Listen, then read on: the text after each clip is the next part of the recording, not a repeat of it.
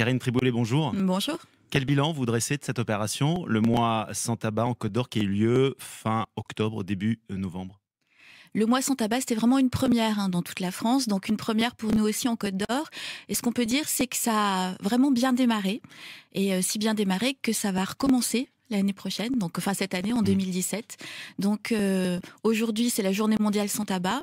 C'est l'occasion pour les fumeurs de commencer aussi à se reposer des questions, sachant que en novembre, ils auront encore cette occasion-là de pouvoir arrêter ensemble. Je reviens sur cette opération, ce mois sans tabac. Ça a mieux marché en Côte d'Or que dans d'autres départements. Vous avez des chiffres nationaux et forcément des chiffres locaux? C'est difficile à dire aujourd'hui parce qu'une évaluation nationale est en cours, mais donc une évaluation sérieuse, donc pour voir comment les gens ont réagi à cette campagne-là, et les résultats ne seront disponibles qu'en 2018. Ce qu'on a aujourd'hui, c'est le nombre de personnes qui se sont inscrits sur le site internet Moi sans tabac. Donc on sait qu'on a 180 000 inscrits au niveau France, un peu plus de 7 000 personnes en Bourgogne-Franche-Comté, pour la Côte d'Or 1 500 personnes. Donc alors est-ce que c'est un bon chiffre, un mauvais chiffre? C'est difficile à dire. Par rapport à la population de la Côte d'Or, on se dit qu'on doit avoir à peu près 133 000 fumeurs si on applique le ratio national. Donc voilà, c'est en tout cas une première et ça a marqué les esprits, c'est ça qui est important. Alors je vais gratter un petit peu, 1523 fumeurs qui sont passés par le point tabac info service sur 133 000 fumeurs, ça fait, j'ai calculé, 1% des fumeurs, c'est pas beaucoup? Oui, mais je pense que c'est surtout... je pense qu'il y en a plein d'autres qui ont entendu le message et qui ne sont pas forcément passés par le site internet. Là, c'est vraiment les clics et les inscriptions en ligne. Donc ça, c'est aussi une possibilité qui peut plus ou moins intéresser les personnes. L'application Tabac Info Service, elle est ouverte toute l'année. Là, quand je vous donnais ces chiffres-là, c'était vraiment le site internet Moi sans tabac événementiel. Et l'appli Tabac Info Service, aujourd'hui, il y a 100 000 inscrits au niveau national. Alors effectivement, on peut penser que c'est peu, mais ce qui est important, c'est que chacun trouve le bon moyen qui l'aide à s'arrêter de fumer. 8h moins 5 sur France Bleu Bourgogne. On parle de cette journée mondiale sans tabac ce matin avec Karine Triboulet, la sous-directrice de l'assurance maladie de la Côte d'Or. Karine Triboulet, pourquoi les fumeurs qui souhaitent arrêter de fumer n'y arrivent pas?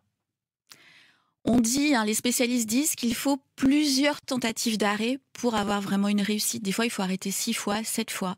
Mais ne serait-ce que baisser sa consommation de tabac, arrêter un temps, c'est déjà un succès en soi. Il faut vraiment penser qu'il faut passer par ces différentes étapes-là. Est-ce que c'est juste une question de volonté? Alors là, chaque fumeur est différent, donc il y a une vraie question de motivation, il y a l'environnement qui joue beaucoup, il y a plein de facteurs.